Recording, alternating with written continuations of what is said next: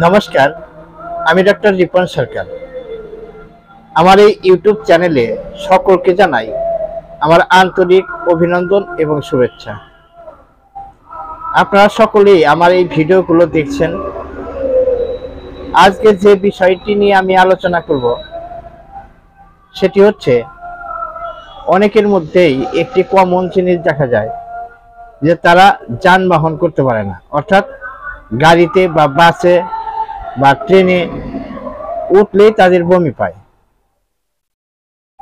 এই বমির জন্য তারা কোথায়ও আত্মীয় স্বজন বাড়িতে ঘুরতে যাওয়া বা কোথায়ও একটু ভ্রমণ করা, সেটা কিন্তু তাদের পক্ষে সম্ভব হয় না। কারণ গাড়িতে বমি করলেই তার শরীরটার অবস্থা খুবই দুর্বল হয়ে পড়ে, নাজেহাল অবস্থা হয়ে যায়। সেই ভয়ে ভয়ে অনেকেই আছেন যে আপনারা বাসে বা গাড়িতে বা ট্রেনে উঠতেই চান না। এমন অনেকেও আছে যে নৌকাতে উঠতে পারে না। এমনও ব্যক্তি আছেন যে গাড়িতে উঠা তো দূরের কথা, যদি সে চলাচল দেখে তাতেই বমি পেয়ে যায়। সেই ক্ষেত্রে আপনারা হোমিওপ্যাথিতে কি ওষুধ খাবেন? দেখুন, যদি এইরকম সমস্যা হয় তাহলে আপনারা হোমিওপ্যাথিতে একটি ওষুধ খাবেন। সেটা কি? কোকুলাস ইন্ডিকা। এই কোকুলাস ইন্ডিকা ওষুধটি যখন আপনি যানবাহনে যাচ্ছেন বা কোথায় ঘুরতে যাচ্ছেন, আপনি জানেন যে গাড়িতে উঠলেই আপনার বমি হয়ে যাবে, সেই ক্ষেত্রে আপনি কোকুলাস ইন্ডিকা ওষুধটি দুদিন আগের থেকেই খেতে পারেন এবং কি যেদিন যাচ্ছেন সেদিনও খেতে পারেন। এই ওষুধটি আপনারা কত শক্তিতে খাবেন? এই ওষুধটি আপনাদেরকে 200 শক্তিতে খেতে হবে। এই ওষুধটি যদি 2 দিন আগের থেকে খান তাহলে আপনারা সকাল দুপুর রাত্রিতে এইভাবে খাবেন। এবং কোথায়ও যাওয়ার আগে সেদিন যদি খান তাহলে আপনারা এই ওষুধটি যদি লিকুইড ফর্মে নেন তাহলে 1-2 ফোঁটা করে 15 মিনিট পর পর 3 বার খেয়ে নেবেন।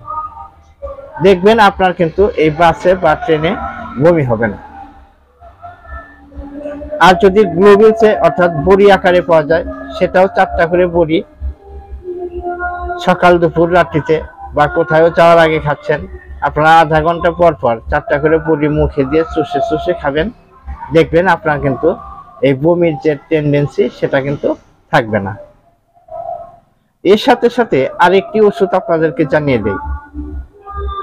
অনেকেই আছেন যে প্রচন্ড অ্যাসিডিটির প্রবলেমে ভোগেন, লিভারের সমস্যা রয়েছে, পায়খানা কোষ্ঠকাঠিন্য বা উদরময় অর্থাৎ পায়খানা ক্লিয়ার হয় না। যদি গ্যাসের প্রবলেম থাকে তাহলে আপনারা নার্সভোম ওষুধ আপনারা 30 শক্তিতে, যে নিয়মটা আগের মেডিসিনে বললাম সেইভাবে আপনারা যদি খেতে পারেন তাহলে আপনার গ্যাস অ্যাসিডিটি এটা হবে না এবং বমির যে একটা টেন্ডেন্সি সেটা থেকে আপনি বিরতি থাকবেন এবং আপনার কিন্তু এই বমি হবে না বা গ্যাস অ্যাসিডিটি পায়খানার প্রবলেম এটা ঠিক হয়ে যাবে। তো আশা করি এই ভিডিওটি আপনারা আমি যেভাবে বললাম বুঝতে পেরেছেন। তো আজকের এই ভিডিওটি খুবই শর্ট করলাম, বেশি দীর্ঘ করব না। তো আশা করি ভিডিওটি আপনাদের ভালো লেগে থাকবে। যদি ভালো লেগে থাকে অবশ্যই একটি লাইক করবেন, শেয়ার করবেন, আর যদি আমার চ্যানেলে আপনি নতুন হয়ে থাকেন তাহলে সাবস্ক্রাইব করবেন।